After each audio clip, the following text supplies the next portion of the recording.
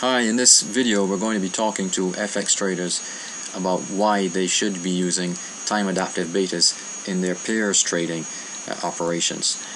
There are two principal reasons for this. The main one relates to the amount of leverage that FX typically involves. If you have a trade set up and it's misspecified, some aspect, some parameter isn't set correctly, the fact is that if it goes wrong, the leverage is going to make it go wrong in a pretty big way. As it relates to pairs trading, the main specification you've got to try and get right is the hedge ratio, the split of money between each half of the trade. If you've got a pair of symbols with a very volatile underlying beta relationship, a fixed beta regime is going to be very hard to use and consistently make money with.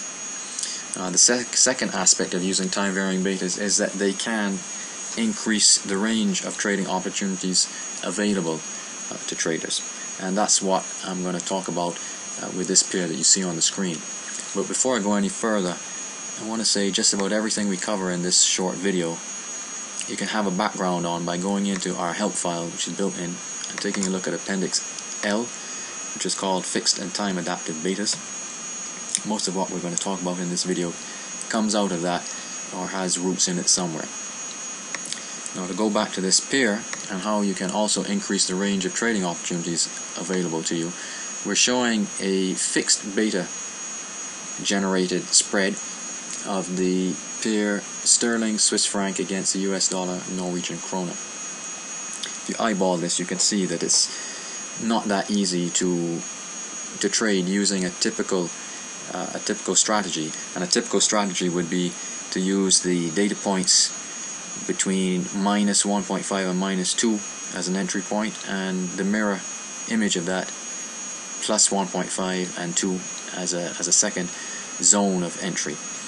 If you do that, there's just not that many places you can get in, and there are not that many instances where the trade would have fully reverted back to zero.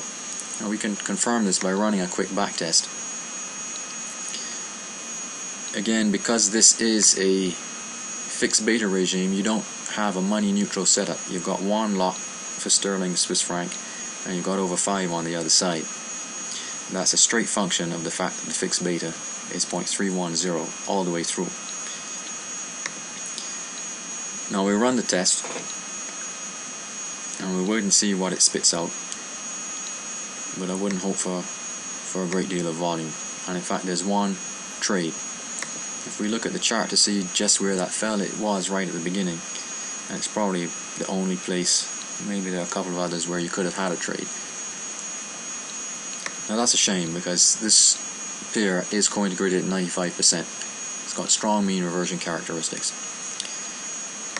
So is there something we could do to fix it? Well, there probably is. If we change the underlying beta regime, beta method, by going into the details tab as I just did, and opening up this box, we can use the drop down and move from fixed to DESP. DESP stands for double exponential smoothing prediction. It's one of the two methods we've got in the software. The other is a modified Kalman.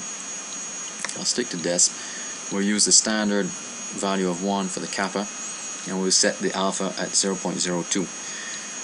The alpha determines how sensitive your spread and your backtest results are to the underlying volatility of the pair, the beta volatility. Now, when I click refresh here, it's going to take the price data, rerun it using a DESP, and you're going to see that it transforms when I re-highlight this row, that the spread z-score chart will be transformed like that.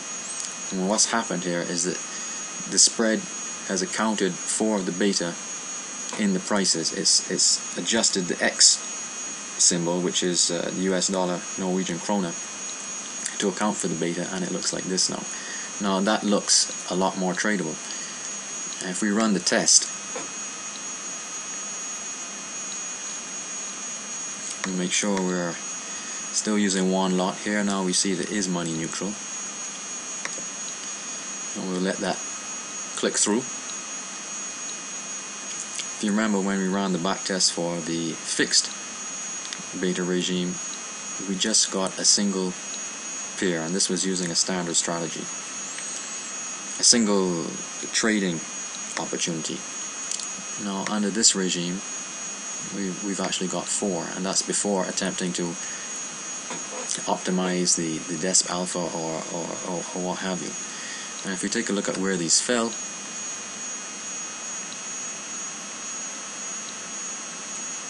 they're distributed pretty evenly through time. Now these parameters that currently you can change and play with inside the details tab, we're going to be introducing in the next quarter algorithms that will optimize them towards a user-defined goal. That might be profit per trade, volume of trades, overall profit. Nothing is finalized yet, but that's where we're heading. But right now everything is operational. Users can use these time adaptive beta methods to reduce risk and also to improve and increase the horizon of opportunities available. So please go ahead and give it a roll. At the moment we're giving away these time varying beta features with the standard ArbMakerFX software. Normally it's an option, but it's being included for the first 25 purchases. That's all for now. Good luck and good trading.